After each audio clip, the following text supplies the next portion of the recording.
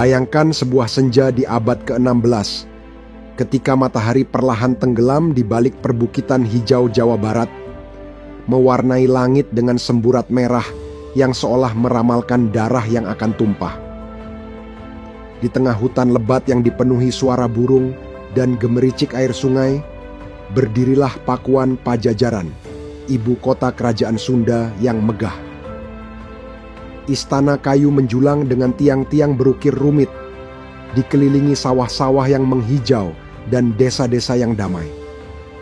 Rakyat Sunda hidup dalam harmoni dengan alam, menyembah leluhur dan dewa-dewa Hindu, sementara raja mereka memimpin dengan tangan bijaksana. Namun, di balik ketenangan itu, ada bayang-bayang pengkhianatan yang mengintai, sebuah luka yang akan mengakhiri kejayaan Pajajaran dalam api dan kehancuran. Siapa yang mengkhianati kerajaan ini dan mengapa akhirnya begitu tragis?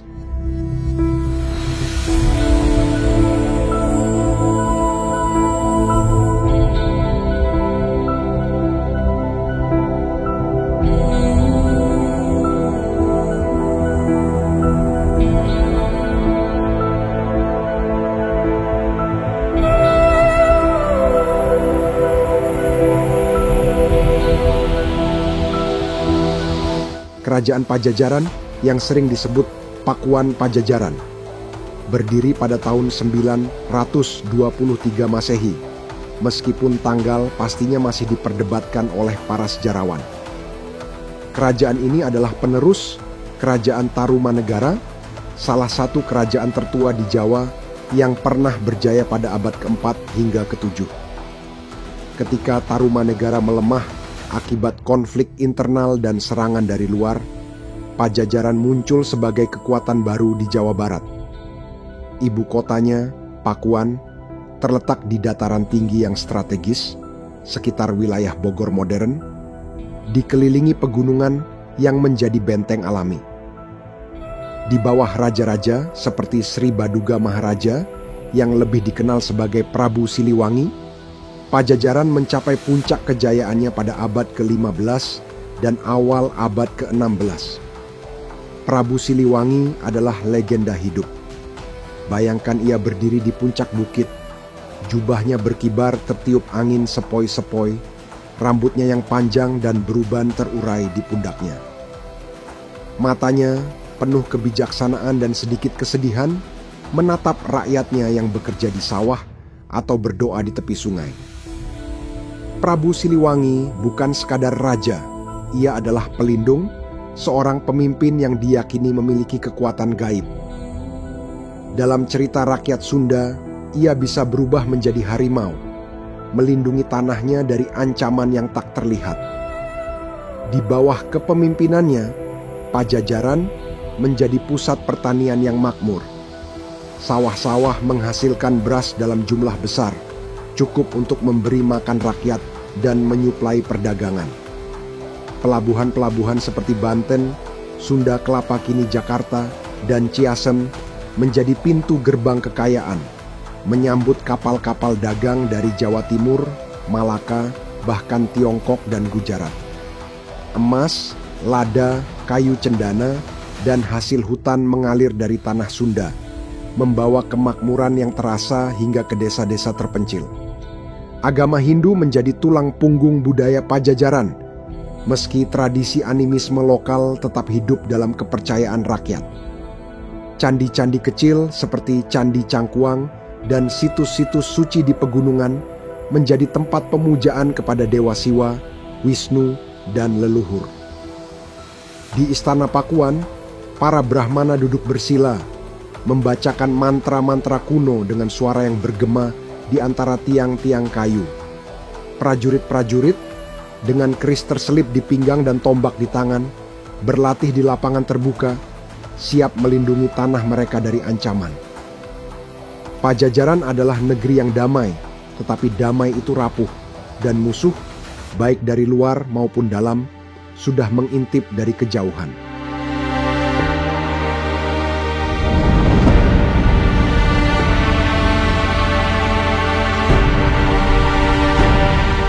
Pada masa awal kejayaannya, Pajajaran menjalin hubungan rumit dengan kerajaan Majapahit di Jawa Timur.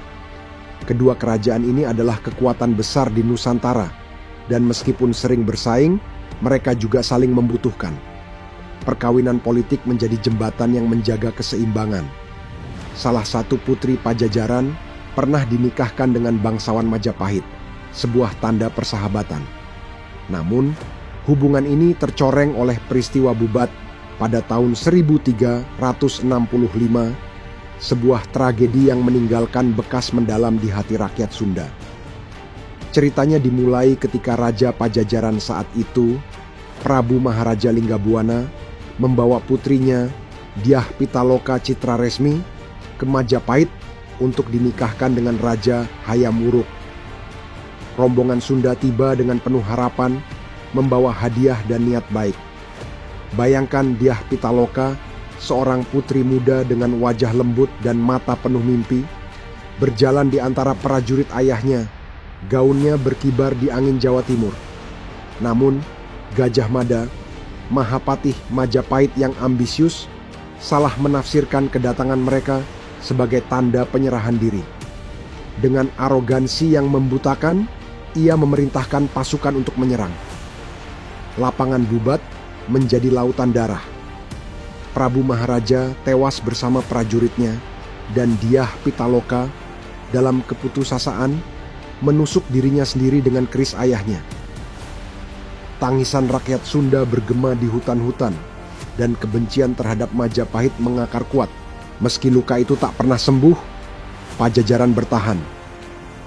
Ketika Majapahit mulai runtuh pada akhir abad ke-14, Pajajaran justru semakin kuat, mengisi kekosongan kekuasaan di Jawa Barat. Namun, ancaman baru muncul dari utara, sebuah kekuatan yang akan mengubah wajah Nusantara selamanya.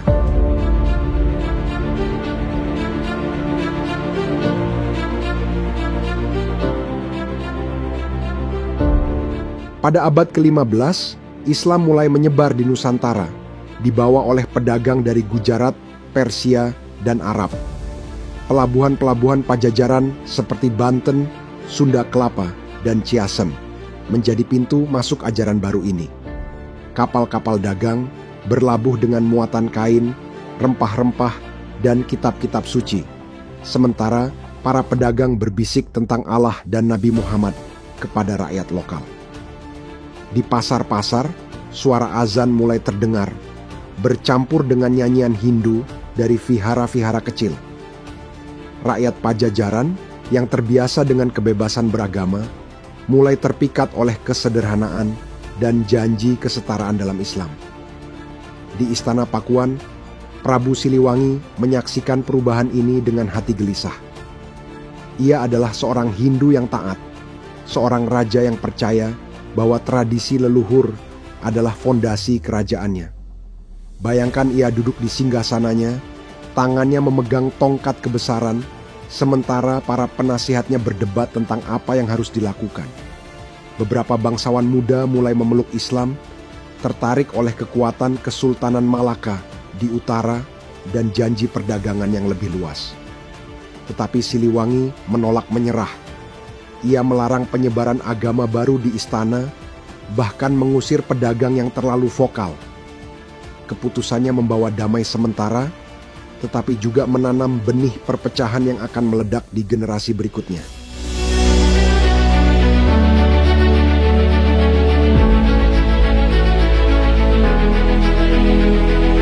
Akhir tragis Pajajaran dimulai dari dalam keluarganya sendiri.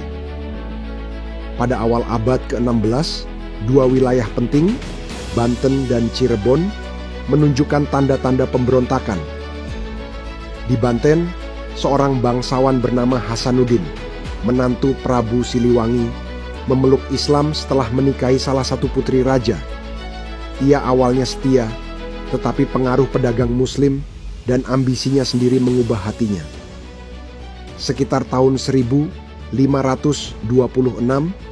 ia mendirikan Kesultanan Banten, memisahkan diri dari Pajajaran. Bayangkan Siliwangi menatap menantunya dari kejauhan, matanya penuh kekecewaan dan kemarahan, tangannya gemetar memegang keris, yang tak lagi bisa ia gunakan untuk menghukum. Bagi Prabu Siliwangi, Hasanuddin bukan hanya mengkhianati kerajaan, tapi juga mengkhianati keluarga. Di Cirebon, cerita serupa terulang. Sunan Gunung Jati, seorang wali yang juga memiliki ikatan darah dengan Pajajaran, kemungkinan melalui perkawinan dengan putri Siliwangi lainnya, mendirikan Kesultanan Cirebon pada tahun 1479. Ia adalah seorang ulama karismatik, seorang penyebar Islam yang disegani. Tetapi seperti Hasanuddin, ia memilih membangun kekuatannya sendiri ketimbang mendukung Pajajaran.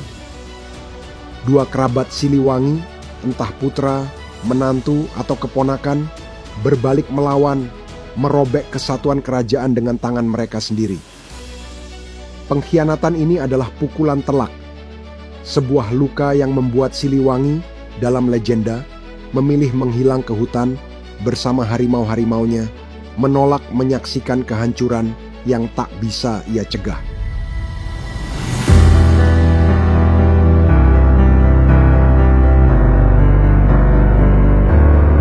Puncak tragedi terjadi pada tahun 1579 ketika Kesultanan Demak di bawah Sultan Trenggana dan penerusnya melancarkan serangan besar-besaran. Demak yang telah menaklukkan Majapahit pada tahun 1527 mengalihkan pandangannya ke Jawa Barat. Mereka melihat Pajajaran sebagai benteng Hindu terakhir, sebuah ancaman terhadap dominasi Islam di Nusantara. Tetapi Demak tidak bertindak sendirian. Kesultanan Banten kini dipimpin oleh Maulana Yusuf, putra Hasanuddin, bergabung dalam serangan ini. Bersama-sama mereka mengepung Pakuan dengan pasukan yang jauh lebih besar. Bayangkan pertempuran itu. Prajurit Pajajaran berdiri di depan istana. Tombak dan perisai mereka berkilau di bawah matahari pagi. Tetapi mereka kalah jumlah dan semangat mereka telah terkikis oleh tahun-tahun perpecahan. Api membakar rumah-rumah kayu, asap menyelimuti langit, dan jeritan rakyat bergema di lembah-lembah. Raja terakhir Pajajaran, mungkin Prabu Surawisesa atau Ratu Sakti, karena catatan sejarah tidak jelas, memimpin perlawanan dengan putus asa. Darah mengalir di Sungai Ciliwung dan bau kematian memenuhi udara. Ketika tembok istana runtuh, raja itu menghilang. Beberapa mengatakan ia melarikan diri ke pegunungan, menjadi pertapa di Gunung Salak. Sementara legenda lain menyebut ia tewas di tangan musuh, pedangnya patah di tangannya. Pada tahun 1579, Pakuan jatuh. Ibu kota yang dulu megah itu dibakar hingga rata dengan tanah, dan Pajajaran lenyap dari peta kekuasaan. Banten dan Cirebon mengambil alih wilayahnya, sementara Demak menikmati kemenangan mereka. Rakyat Sunda yang tersisa bersembunyi di pegunungan membawa cerita tentang kejayaan yang hilang dan pengkhianatan yang tak terlupakan.